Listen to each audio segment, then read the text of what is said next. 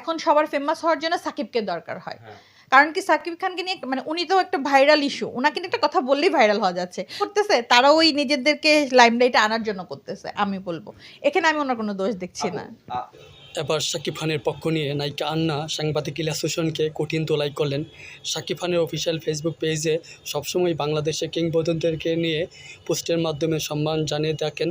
15ই August ছিল বঙ্গবন্ধু শেখ মুজিবুর রহমানের প্রয়াণ দিবস, যা গত 2 বছর আগে জাতীয় শোক দিবস হিসাবে পালন করা হতো।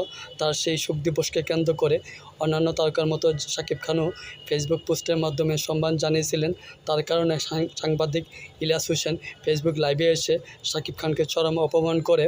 একটা গ্রুপ রাজু ভাস্কর সাকিব খান যেটা বলেছে আমি তো প্রাউড ফিল করেছি এইটা ভেবে যে সাকিব খান তার ব্যক্তিগত, সে কোনো কিছু চিন্তা করেনি, ব্যক্তিগত মনের ভাবটা প্রকাশ করছে। পুজোর সামনে ও চট্টগ্রামে একটা পয়েন্টে শাকিব খান সহ অন্যান্য তারকাদের ছবির ব্যানারে প্রকাশ্যে জুতা নিক্ষেপ করে অপমান করায় নায়িকা আন্না বলেন, 2024 সালের আগে 1971 সালকে সবার মনে রাখা উচিত, সবার ভুলে গেলে চলবে না।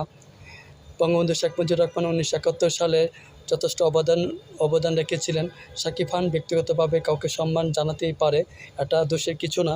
শাকিব খান বাংলাদেশের এত চেঞ্জ করছে, উনি এত ভালো অভিনয় করে, আমার খুবই ভালো লাগে। আমি ভাইয়াকে এর জন্য মানে অ্যাপ্রিসিয়েট করি। আপনি অনেক আগের চেয়ে ভালো কাজ করেন, আর একসাথে কাজ করার পরে আমি ওনার সম্পদ শাকিব খান বাংলাদেশকে বহির্বিশ্বে রিপ্রেজেন্ট করতেছিল সিনেমার মাধ্যমে, তাই শাকিব খানকে সবার প্রাউড করা উচিত শাকিব খানকে নিয়ে। শাকিব খানের নাম নিয়ে সাংবাদিক ইলিয়াস হোসেন ও তার সাথে একটা গ্রুপ ভাইরাল হতে চাচ্ছে। শাকিব খানের নামটাই ব্র্যান্ড, আরও তো অনেক তারকা পোস্ট করেছে, তাদের নাম নিয়ে মিডিয়া এতটা প্রচার হচ্ছে না কেন? কারণ তারা শাকিব খানের মতো এতটা জনপ্রিয় না। তারা জানে কার নাম ব্যবহার করে সহজে টাইমলাইনে আসা যায়। শাকিব খানকে অপমান করায় আগে ইলিয়াস হোসেন ও তার গ্রুপকে একবার ভাবা উচিত ছিল। শাকিব খান বাংলাদেশের সম্পদ। শাকিব খান প্রকাশ্যে কোনো দল করে না, সে কারোর চাটুকতা করে না, তার মত সে প্রকাশ করতেই পারে।